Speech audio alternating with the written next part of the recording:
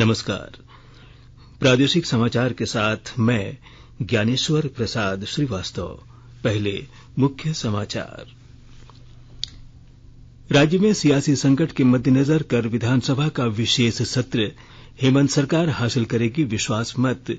विशेष विमान से रायपुर से रांची पहुंचे 2 मंत्री और 29 विधायक।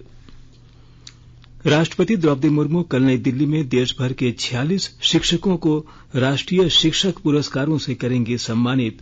झारखंड की शिक्षिका शिप्रा को भी मिलेगा पुरस्कार। टाटा समूह के पूर्व अध्यक्ष साइरस मिस्त्री का आज महाराष्ट्र में एक सड़क दुर्घटना में निधन। प्रधानमंत्री नरेंद्र मोदी ने इसे वाणिज्य और उद्योग जगत की भारी क्षति बताया। रांची के मोरहाबादी में अग्निपथ योजना के तहत आर्मी भर्ती रैली कल से शुरू। और दुबई में खेले जा रहे एशिया कप क्रिकेट सुपर 4 में आज भारत का मुकाबला पाकिस्तान से अब से थोड़ी ही देर में। और अब समाचार विस्तार से। राज्य में सियासी संकट के मद्देनजर कल विधानसभा का विशेष सत्र बुलाया गया है। इसमें सरकार विश्वास मत हासिल करेगी। सत्र सुबह 11 बजे शुरू होगा। कांग्रेस के आलमगीर आलम और झामुमो के नलिन सोरेन ने कहा है कि मंत्री सहित सभी विधायक सत्र में शामिल होंगे। इधर विधानसभा सत्र के लिए मुख्य विरोधी दल भाजपा भी अपनी रणनीति तैयार कर रही है। इस संदर्भ में आज पार्टी विधायक दल की बैठक बुलाई गई है। इसमें भाजपा के प्रदेश अध्यक्ष दीपक प्रकाश, विधायक दल के नेता बाबूलाल मरांडी और विरंची नारायण सहित सभी विधायक भाग लेंगे। इस बीच झारखंड मुक्ति मोर्चा और कांग्रेस के 29 विधायक सहित 2 मंत्री आज विशेष विमान से रायपुर से रांची पहुंच गए हैं। राष्ट्रपति द्रौपदी मुर्मू कल नई दिल्ली में 46 शिक्षकों को राष्ट्रीय शिक्षक पुरस्कारों से सम्मानित करेंगी। इनमें झारखंड से जमशेदपुर की शिक्षिका शिप्रा को भी पुरस्कृत किया जाएगा। शिक्षा मंत्रालय का स्कूल शिक्षा और साक्षरता विभाग प्रत्येक वर्ष शिक्षक दिवस पर राष्ट्रीय स्तर का कार्यक्रम आयोजित करता है। शिक्षकों का चयन 3 चरणों में पारदर्शी और ऑनलाइन माध्यम से किया गया है। राष्ट्रीय शिक्षक पुरस्कार का उद्देश्य देश के शिक्षकों के अनूठे योगदान को रेखांकित करना और ऐसे शिक्षकों का सम्मान करना है जिन्होंने अपनी प्रतिबद्धता और परिश्रम से न सिर्फ स्कूली शिक्षा की गुणवत्ता में सुधार किया है बल्कि अपने छात्रों के जीवन को भी समृद्ध किया है। टाटा समूह के पूर्व अध्यक्ष साइरस मिस्त्री का आज महाराष्ट्र के पालघर जिला स्थित चारोटी में एक सड़क दुर्घटना में मृत्यु हो गई। वह 54 वर्ष के थे। स्थानीय पुलिस के अनुसार श्री साइरस मिस्त्री की कार सूर्या नदी पर बने पुल के डिवाइडर से टकरा गई। वह अहमदाबाद से मुंबई जा रहे थे। श्री मिस्त्री के साथ 3 अन्य लोग भी कार में सवार थे।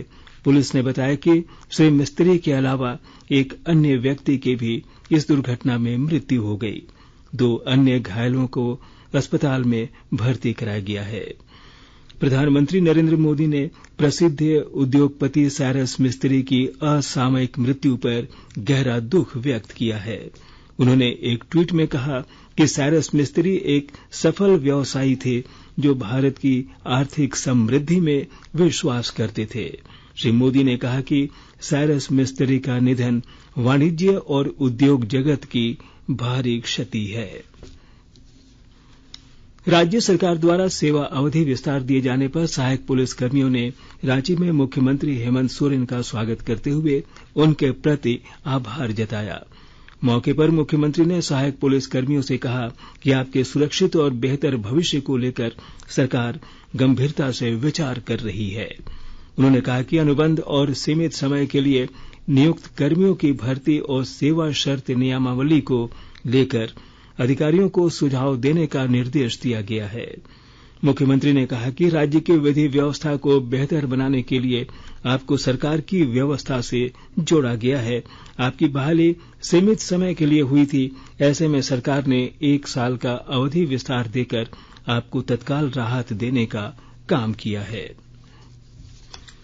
मुख्यमंत्री हेमंत सोरेन द्वारा राज्य के कर्मचारियों के लिए पुरानी पेंशन योजना लागू किए जाने को लेकर कर्मियों में उत्साह देखा जा रहा है। सिमडेगा में आज जिला के कर्मियों ने खुशी जाहिर करते हुए जुलूस निकाला और गाजे बाजे के साथ मुख्य पथों का परिभ्रमण किया। National movement of old pension scheme के जिलाध्यक्ष सुनील गुप्ता ने मुख्यमंत्री के प्रति आभार जताते हुए कहा कि पुरानी पेंशन योजना बहाल किए जाने से कर्मियों की एक बड़ी परेशानी दूर हुई है।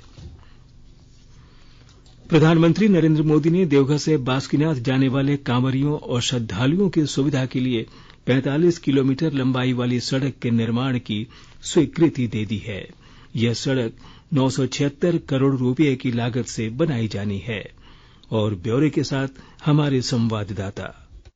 प्रधानमंत्री नरेंद्र मोदी ने देवघर से बासुकीनाथ जाने वाले कांवरिया एवं श्रद्धालुओं की सुविधा के लिए 976 करोड़ की लागत से 4 लेन पथ एवं पैदल तीर्थयात्रियों के लिए 20 फीट चौड़े कॉरिडोर बनाने की मंजूरी दे दी है।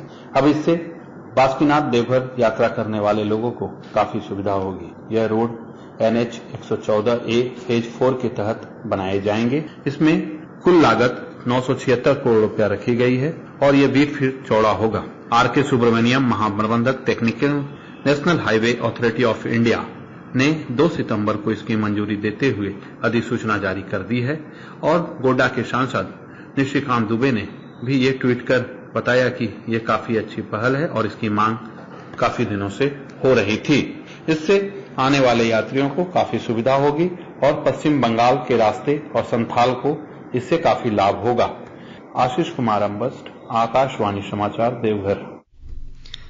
झारखंड में आदिवासी किशोरियों और युवतियों के साथ लगातार हो रही शर्मनाक घटनाओं और हत्या के विरोध में आज जामताड़ा में भाजपा और आजसू पार्टी के कार्यकर्ताओं ने विरोध प्रदर्शन किया। जामताड़ा भाजपा के जिला इकाई के कार्यकर्ताओं ने राज्य सरकार के खिलाफ विरोध प्रदर्शन किया।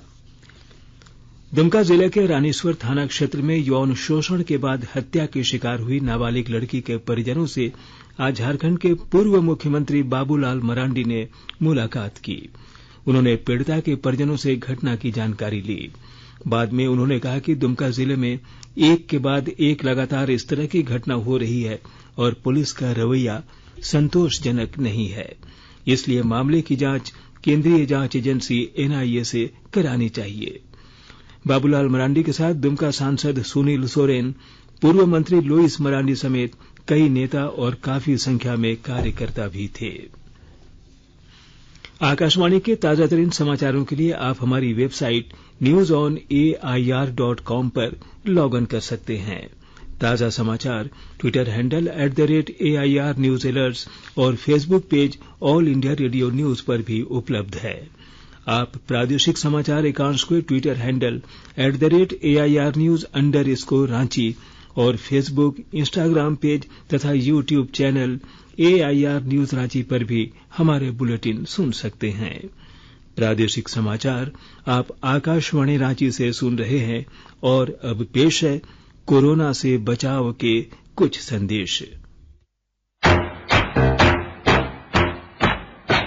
चलो मिलकर एक शुरुआत करें, चलो एक फैसला आज करें, मास्क नहीं तो टोकेंगे, कोरोना को रोकेंगे, चलो एक इरादा करते हैं, चलो कुछ वादा करते हैं, मास्क नहीं तो टोकेंगे, कोरोना को रोकेंगे। भारत सरकार द्वारा जनहित में जारी। कोविड-19 से बचाव और सुरक्षित रहने के 3 उपाय। मास्क लगाएं, 2 गज दूरी है जरूरी, सुरक्षित दूरी रखें, हाथ और मुंह साफ रखें। प्रादेशिक समाचार में आपका फिर से स्वागत है। आकाशवाणी अनूठी पहल के साथ स्वतंत्रता के 75 वर्ष का उत्सव मना रहा है। इसका शीर्षक है आजाद भारत की बात आकाशवाणी के साथ।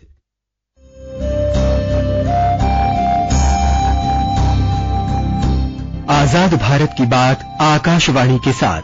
स्वतंत्रता के 75 वर्ष का उत्सव, जीवंत यात्रा की स्मृतियां, स्वतंत्र भारत की उपलब्धियां और कुछ रोमांचक पल। तो आप भी जुड़िए और सुनना न भूलें 15 अगस्त से प्रतिदिन हमारे FM गोल्ड 100.1 और दूसरे चैनलों पर आजाद भारत की बात आकाशवाणी के साथ।